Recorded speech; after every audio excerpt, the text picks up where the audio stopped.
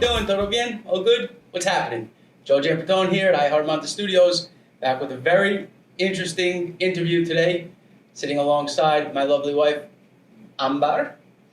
Hi everyone. Well, this interview is going to be so special because we have Joseph Giamportone Sr. Hey! Welcome to the studio. This interview is interesting because he's going to give us a testimonial of how in a tourist From a tourist perspective. Dad, Thank you, Joe. Dad, by the way, yeah. I'm gonna call him Dad for this. Not Joseph. Yeah, so pay attention, guys. You are in Canada, Europe, United States. This is a testimonial. You're welcome. My pleasure. Well, you have been 1 month here in Manta. Mm-hmm. This is going to be your last day, and we have some juicy questions for you. Yeah, even we have. You came exactly in the time where the president of Ecuador Announced martial law due to safety issues and worries that were around the country. Everyone's heard about it. We don't have to go into the details about those issues. What we want to know is that how do you feel during this time? Even the martial law, because you was here in vacation. Did you feel any restrictions? Did you feel safety issues? Were you afraid at any point in time? I felt no safety issues at all. Right. As far as restrictions go, there were no restrictions from my POV, my point of view. Okay. It really didn't affect me, at all. The martial law, the curfew, even the 11 p.m. curfew. Basically, I'm home by 10. But no safety issues compared to the last time I was here 5 years ago. So it was the same for me. My wife was worried, of course, from back home. My daughter was worried. My friends were worried. Because they're seeing all the news. Right. How's it going down there? What's happening down there? Are you okay? I'm like, take it easy. Text me every 10 minutes. And I send them a picture of me at the pool. Everything's good. It's all good. So again, no restrictions, no safety issues. You mentioned something about 5 years ago when you were here last, that it was the same in that regard. What's changed? Well, there's a lot more construction, a lot more, places to stay, a lot more buildings, a lot more restaurants, a lot more happening. I mean, the last time I was here, there was no paddle. Now there are a lot of paddle courts, which made my stay very interesting, being, a sports enthusiast. And so you can see there's a lot more happening in Manta. Speaking of the restaurants, yeah. how was your dining experience? No, the food here is fantastic. It's so from breakfast to lunch and dinner and snacks. I mean, there was not one place where I went to and did not enjoy the food. And some places were downright outstanding. Some of the best food I've ever had, actually, I've had here in, Manta. For example?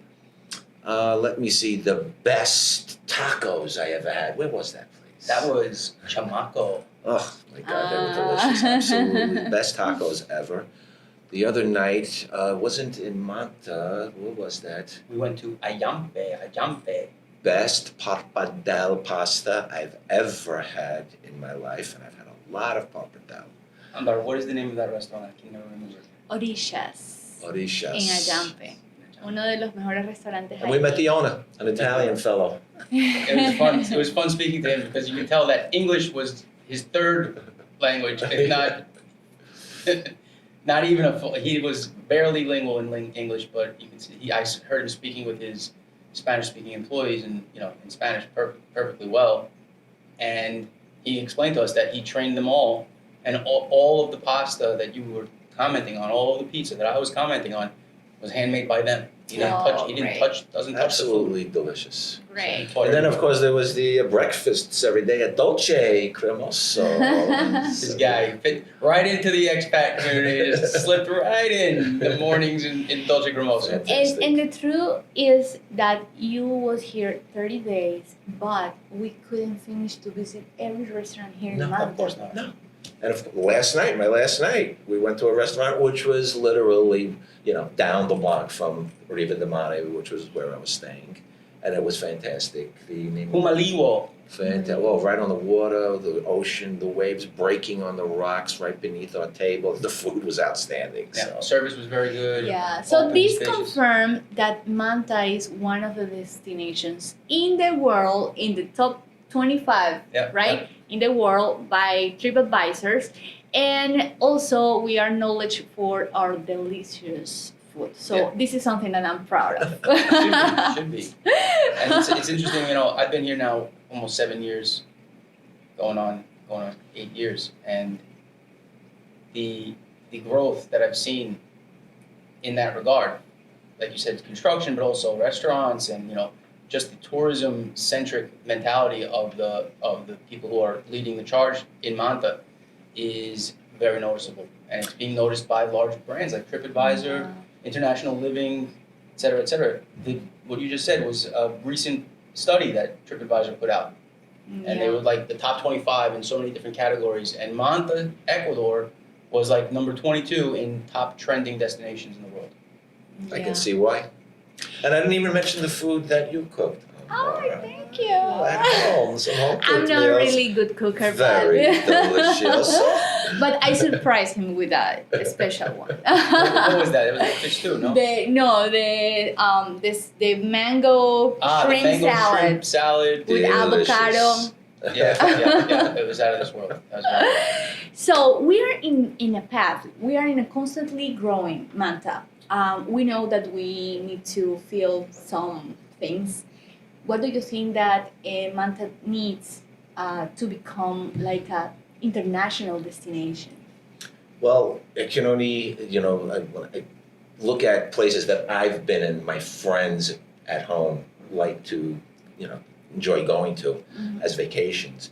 And I would say infrastructure is very important. Roads, ease of access, oceanfront, some oceanfront work needs to be done to make beaches more accessible, because people, when people come to a climate like this, because the climate is wonderful, the weather is beautiful, my friends want to be at a beach.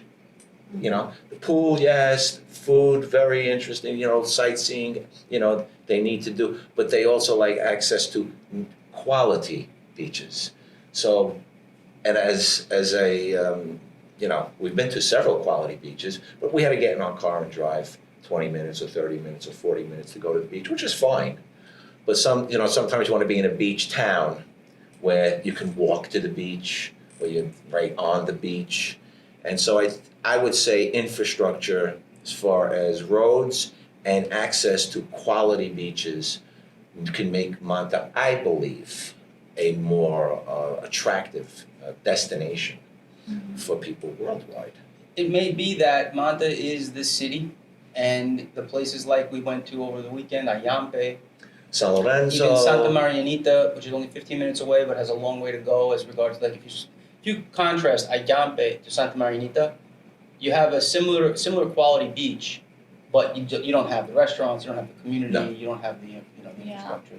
Well, no, I can understand. I can understand you because from the concert that you came, there is many infrastructure, oceanfront to enjoy, to visit with the family that Manta needs.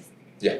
Todavía, sí. Like if you look at places like Jersey during like the summer, Cayos, the Keys, in take Florida, Miami, the Keys, yeah, they New take Jersey. really good care of their beaches. Exactly. Because they know that it's a huge tourist attraction. That's So, pilas a nuestras autoridades, to the leaders, Prefectura de Manabí, a nuestra alcaldesa de Manta, a todas las autoridades y a los empresarios, the business entrepreneurs, businessmen, because this is important and it's not something that he is thinking, is the reality. Just he is thinking. This is something that most travelers here are thinking and seeing and noticing, because they're not just traveling here, they're traveling to other, similar spaces, similar places around the world, and then comparing.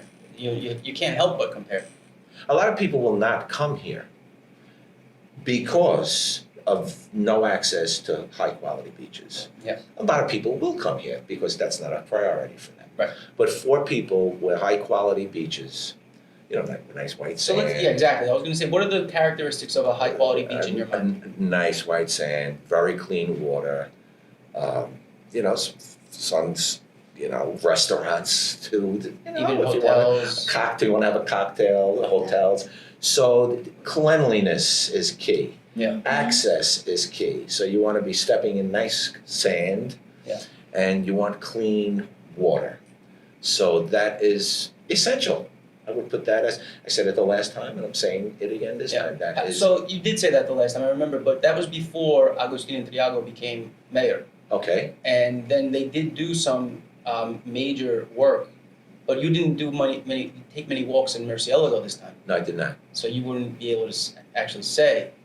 I did not. Listen, I still had a visa, and so no, I did not take any right walks. now, Agustin Triago left the plan the 2035 for Manta, and that's include infrastructure in the beaches. The closest one that we have in San Mateo that is going to be a really good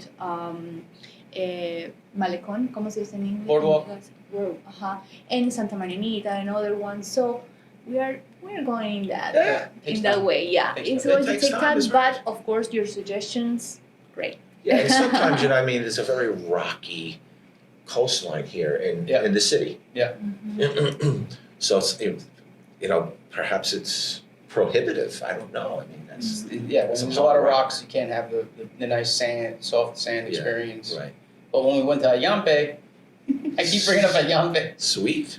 We stood in an Airbnb in Ayangue in the hills overlooking the ocean with, the design of the house and the finishes and, the accommodations beautiful, the space, the backyard, and the proximity to the beach. That was not too far, right? Not at all. We had to drive. You could walk in if you want to, but 5 minutes. yeah, 5-minute drive, 15-minute walk.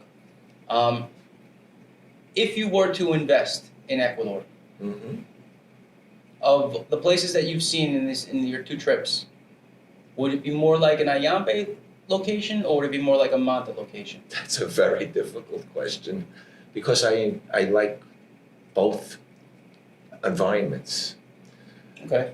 I loved Ayangue. I loved the town, the culture of the town. You can see that, it's very international. I was just listening to a lot of conversations, people from all over the world. Nice mix. The diversity was wonderful. The food was fantastic. The beaches were dynamite. The house we stood in was great. Then when I came back to Riva de Mare, I loved that too. There's an international I element here love also. the city. Yeah. I love It's the diverse. city. Manta's diverse. You didn't really get to, but it's diverse. There's a lot of people from Switzerland and the Netherlands, Italy. No doubt. Yeah. I met them. I met people from, on my breakfasts. So it's difficult, to choose between the two. I mean, we were at Ayangue for one day. So from an investor standpoint, then, what would you see being more of a worthwhile investment? Well, I don't know what the trends are as far as value goes. Clearly, Ayangue is a town that has history. As you can see, it's been there for a while. Yeah. Manta might be a more attractive investment, being that you feel like you're more on the ground floor in a place like here, where we are now. Right. But I can see myself owning a house in Ayangue and a condo in You heard it here. Is that possible? Yeah, sure. It's actually, you could probably do that for less than what it would cost to buy a condo in New York. Well, yeah, no doubt. And I'm saying build your own house in Ayangue and buy a luxury oceanfront condo here for less than or equal to what it would cost to buy a small condo in New York. Mhm. No doubt. Well, this podcast is going to be shared also in the Expats Live The Podcast. Expat Life in Ecuador podcast, that as of well as course, the iHeart Manta podcast. Correct. We're So, going to doubly air this. exactamente. Eso. I think we've touched everything. I mean, this is a light conversation. You miss the family back home? I do. Could you have stayed another month? I could. I could stay another month, but I'd like to get back to my wife. Next time you gotta bring your wife, my stepmother. Yes, of course. Yeah. Shay. She didn't give me a hard no the last time when I mentioned it. I said, the next time I come, you have to come with me. I can't go for a month without you anymore. She didn't say no, which I take as a small victory. It's good. Okay, so the pictures and the experience and Yeah. everything is going to help to convince her. No doubt. Oh, yeah. Every day we're sending the videos. We have Victor behind the photos. camera. Victor, you're gonna have to put together some reels to attract my stepmother next time my dad comes. And well, we are going to send you gifts, Sheshe. So let's do a cheers for Cheers. the soon return. The next okay? Cheers. Salud. All right, mi gente. Bye bye. Ciao. Heart. Ciao for now. Heart. I love Manta. Pum, pum, pum.